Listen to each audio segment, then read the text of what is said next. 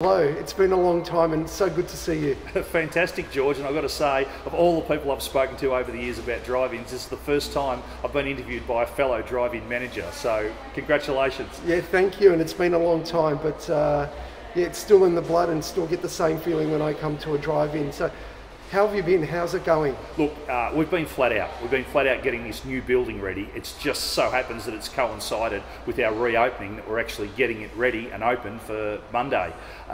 It's been a long 5 years to get this building, this brand new snack bar, to the point where it is today, but it's almost ready and we think the customers will love it. Look, it's been a difficult time for all.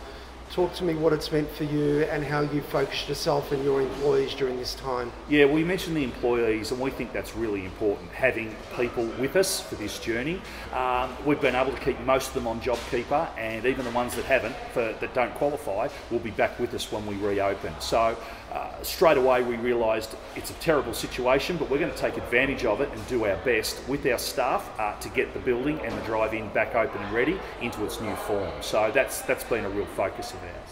And what does it mean for you moving forward? How is business as usual going to change for you? What are you going to do differently moving forward? Well, it's two things. We're emerging with a new building and a slightly new way of operating. We'll be able to cater to customers in a way that we haven't before. More toilets, more ability to cook, more ability to serve. But going forward, we think that bringing your family out to the drive-in theatre as a customer, where you can be together out of home with your family in a safe environment, is really important. And drive-ins have inbuilt social distancing, so going forward we see a great advantage for drive-ins, a real refocus on them and what they can bring to community.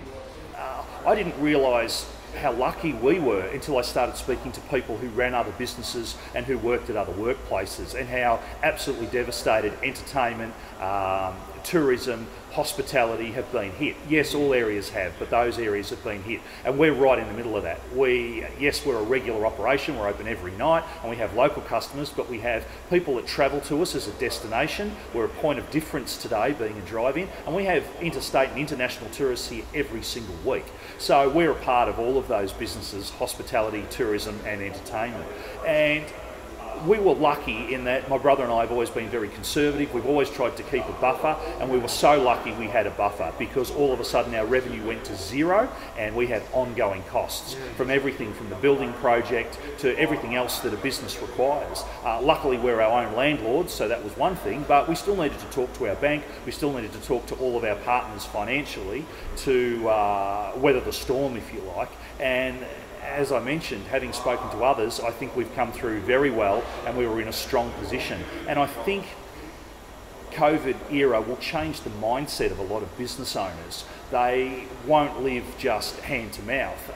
There'll be some rationalisation in, hopefully not staffing, but in the way they operate, in how conservative they are as far as expansion goes. Everything from company cars to company trips, all those things will be more measured, I think, after this era, and it will change a lot of other things too. But that's something that, just talking to fellow business owners, that we've been very mindful of.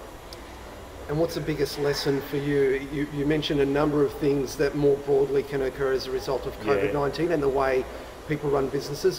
What does that mean for you? The most important thing for me has made me realise, which I think we already did, is that people are most important. And when I say people, I mean your family, your employees, but also your customers, your community. When community starts to break down, the world is devastated. And I think what COVID-19 has shown in so many ways, whilst there's been terrible stories out there, there's been a lot of great community stories. And being part of the community, talking to people, realising how important a job is. We've strained to keep everyone employed. We had 63 staff prior to COVID-19. We're going to have the same 63 staff with us next week. Now that's important. It's important for them, and it's important for us as a business, and also my brother and Matthew and I as fathers in families. It's important for families. So I think overall it's the people and community and how they work and relate. And I think people that have had the chance to sit back and perhaps think about what's important to them, you'd be crazy not to realise how important people and family are. And what's different about Lunar Drive-In? What is it about the experience here? What is it about the culture that draws people here? Well, The first thing is that we're automatically a drive-in theatre. Now, as you and I both know, 30 years ago, that wasn't special. There was 20 plus of them in Melbourne. There was 300 odd in Australia. Today, they're special. There's only 3 left in Melbourne: Dramana, Coburg, and ourselves here at Dandenong.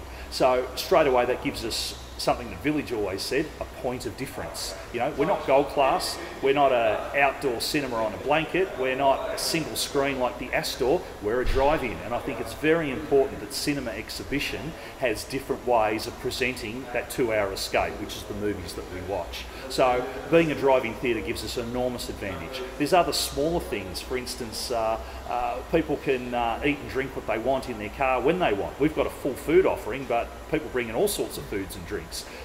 You can use your phone when you're at the drive-in. I walk through the cars every night and you see every second car someone in is scrolling through their socials whilst there's a movie on the screen. If you try and do that in a multiplex, you boot it out.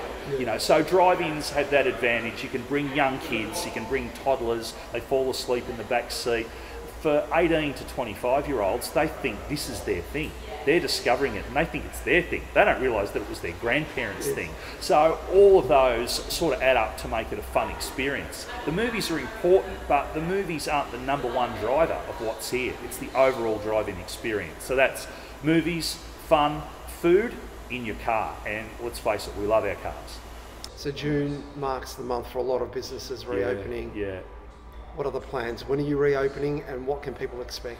Well, we're reopening Monday, June 1st, and I believe we'll be the first cinema of any type to open in this state and in this city of Melbourne, which is a crazy thing to think, but it's just how it's worked out. We'll be doing our best to have a fun environment for our customers, but also still watching that we're distancing, cleansing, sanitising and just monitoring. And I think people have learned a lot over the last 2 months compared to what we saw when we closed in March. David, thank you so much for your time. I wish you and the team all the very best with the reopening and strength to you all. Thank you. Fantastic. Thanks, George. Thank you.